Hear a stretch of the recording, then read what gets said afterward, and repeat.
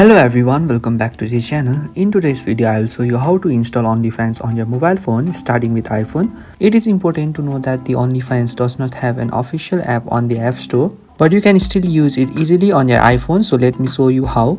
First, make sure to open the Safari on your phone, as this method works best using Safari.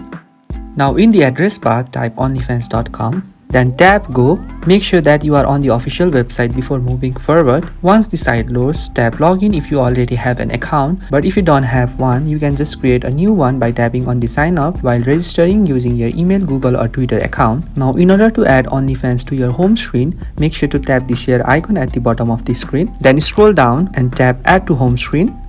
And make sure to give a name if you want or leave as it is, then tap add, and that's it. You can now see the OnlyFans icon on your iPhone home screen just like a normal app. You can open it anytime without going back to the Safari.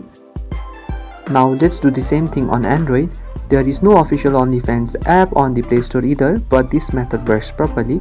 First, open any web browser on your Android phone like Chrome or Google. Then within the search bar, type OnlyFans, then tap the search icon within the keyboard. From here, make sure to select the official OnlyFans website. Once you are on the official website, you will be redirected to the login page, and you can enter your valid details if you already have an account, but if you are new, tap sign up and register using your email, Google or Twitter account.